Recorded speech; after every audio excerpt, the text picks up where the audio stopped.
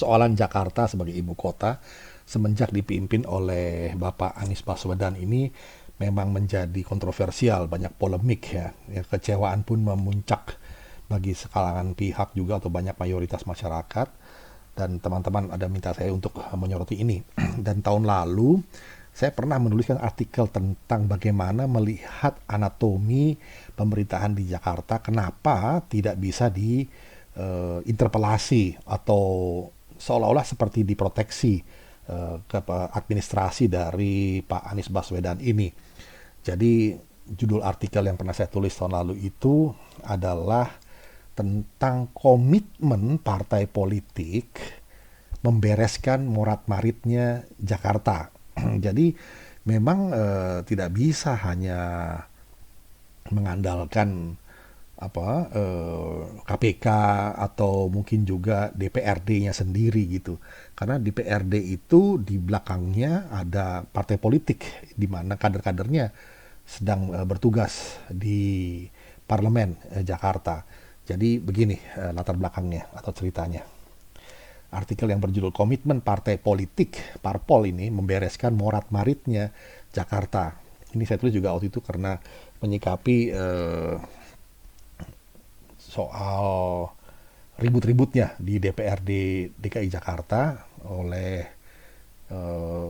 kader-kader muda dari PSI memang terus waktu itu. Jadi kita mesti membacanya pertama-tama dari postur Parlemen Jakarta sejak tahun 2014-2019, kemudian komposisi dari 2019 sampai nanti selesai masa bertugas tahun 2024 gitu ya. Jadi itu parlemennya. Sementara Pak Anies itu mulai bertugas tahun 2017, jadi tengah-tengah nih, sampai nanti tahun depan 2022 gitu. Nah, berikut adalah komposisi anggota DPRD DKI Jakarta periode 2014 sampai 2019. Lalu, ini adalah komposisi Parlemen Jakarta yang mengesahkan anggaran APBD DKI Jakarta untuk tahun 2019 kemarin. Anggaran 2019 ini dibahasnya itu di tahun 2018 yang lalu. Nah, komposisi inilah yang bersama eksekutif, yaitu gubernur, bertanggung jawab. Begini komposisi DPRD DKI Jakarta periode 2014 sampai 2019. Kursinya ada 106 dan ada 10 partai waktu itu. Urutannya mulai dari yang terbanyak adalah PDIP 28 kursi, Gerindra 15 kursi, PKS 11, Demokrat 10, PPP atau P3 10, Hanura 10, Golkar 9, PKB 6, Nasdem 5, dan PAN 2. Nah, itu adalah 106 komposisinya dari Parlemen DKI Jakarta tahun 2014 sampai 2019. Lalu, di akhir tahun 2019 ada pergantian komposisi parlemen dari hasil pileg di April 2019. Komposisi Parlemen Jakarta yang baru dilantik awal Oktober 2019 adalah jumlahnya itu tetap 106 kursi. Namun ada partai baru masuk, yaitu PSI atau Partai Solidaritas Indonesia dan Partai Hanura. Kehilangan semua kursinya, jadi itu perubahannya. Nah, berikut komposisi DPRD DKI Jakarta yang baru untuk masa bakti 2019 sampai 2024. PDIP 25 kursi, jadi turun ya. Gerindra 19 kursi, PKS 16 kursi, Demokrat 10, PAN 9, PSI 8, Nasdem 7, Golkar 6, PKB 5, P3 1 kursi. Sedangkan sahabat administrasi pemerintahan Gubernur Anies Baswedan itu mulainya sejak tahun 2017 dan berakhir nanti tahun 2022. Jadi sejak tahun 2017 sampai tahun 2019 bulan September, administrasi Gubernur Anies Baswedan ini dikawal dan diawasi oleh DPRD DKI Jakarta periode 2014 sampai 2019. Nah, komposisi parlemen yang seperti inilah yang telah menyetujui dan mengesahkan APBD DKI Jakarta selama 2 tahun anggaran yang sudah lewat, yaitu tahun 2018 sampai 2019. Nah, selama tahun 2018-2019 kan kita tidak pernah mendengar adanya kritik soal pos anggaran yang janggal. Mulus-mulus aja begitu. Jadi, dengan tahu komposisi parlemen di kedua periode itu, kita bisa lebih memahami, sahabat, peta komitmen politik dari setiap fraksi dan partai politik yang kadernya duduk di parlemen Jakarta.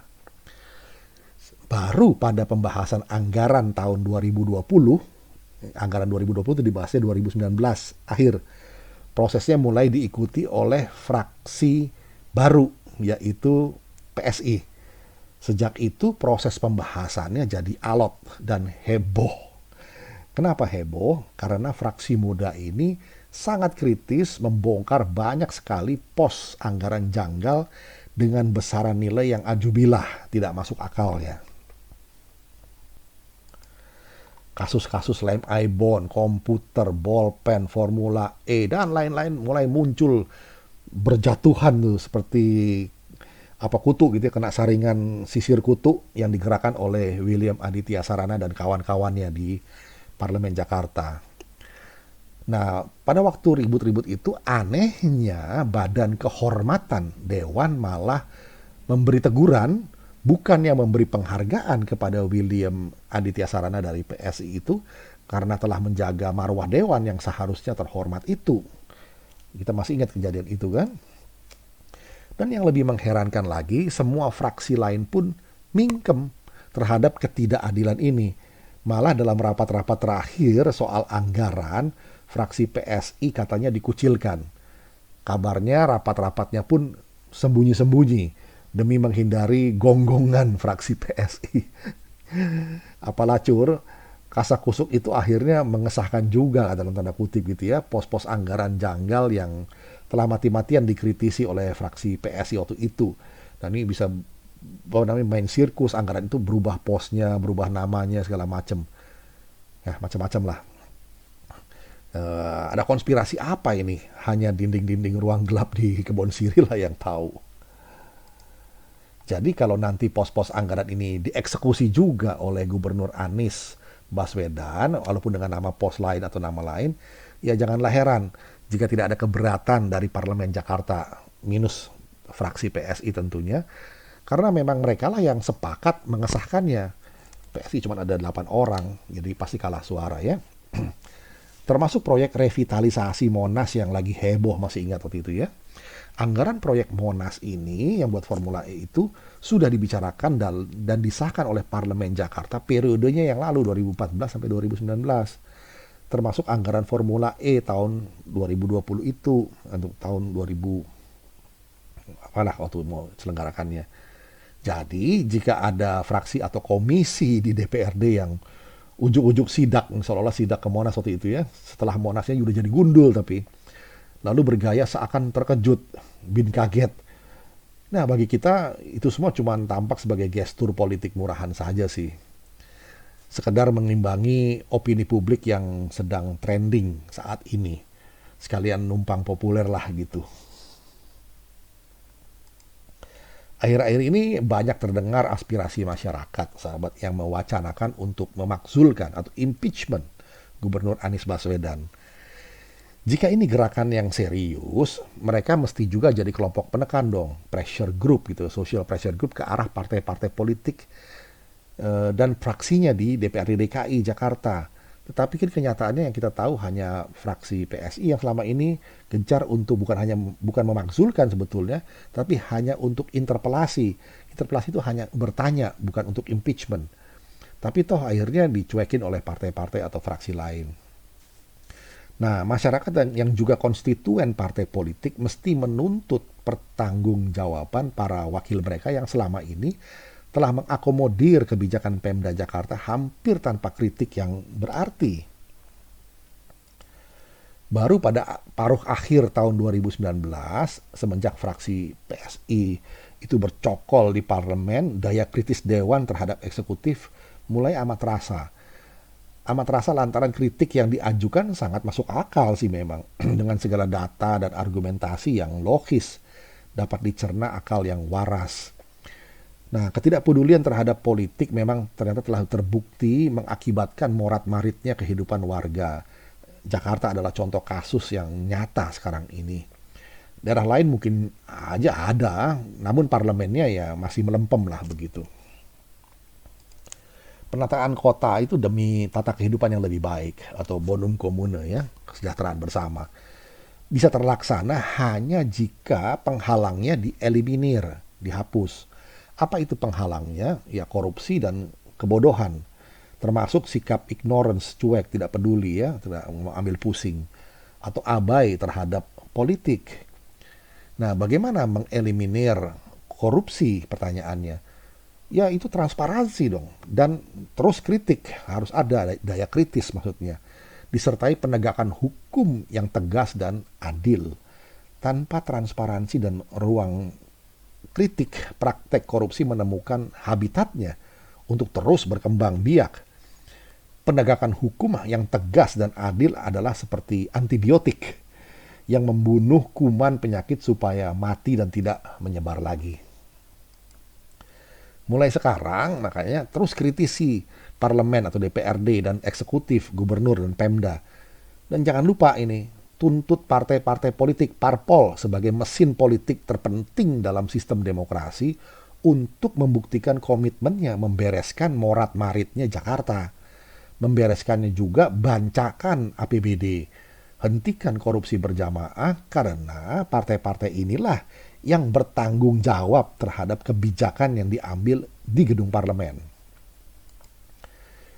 Dan dalam keputusan anggaran selama tahun 2017-2018 lalu, di mana dampaknya kita rasakan di tahun 2019 dan di awal tahun 2020, sekali lagi diingatkan, inilah komposisi partai di parlemen Jakarta yang lalu. Saya ulangi, PDIP 28 kursi, Gerindra 15, PKS 11, Demokrat 10, P3 10, Hanura 10, Golkar 9, PKB 6, Nasdem 5, PAN 2. Itu komposisi yang bertanggung jawab terhadap anggaran yang diputuskan tahun 2019, dampaknya ke 2020. Mereka lah yang menyetujui anggaran pencegahan banjir untuk dipotong atau dialihkan. Kepada mereka lah paling tidak gugatan moral mesti diajukan. Masih ingat peristiwa banjir besar waktu itu ya. Dan kalau nanti pos-pos anggaran janggal di APBD 2020 yang telah diprotes oleh fraksi PSI toh dieksekusi juga oleh Gubernur Anies Baswedan dengan nama atau pos lain itu dan oleh Pemda, jangan lupa untuk menggugat pula pertanggungjawaban fraksi atau partai politik yang kadernya duduk di DPRD DKI Jakarta. Mereka tidak bisa dong cuci tangan seperti Pilatus, lari dari tanggung jawab. Jangan sampai nanti saat masalah muncul ke permukaan, malah berlagak-lagak sidak sana, sidak sini untuk kemudian pura-pura kaget atau pura-pura marah lah begitu ya. Mulai mencaci maki gubernur, padahal ya mereka-mereka sendiri dulu yang menyetujuinya.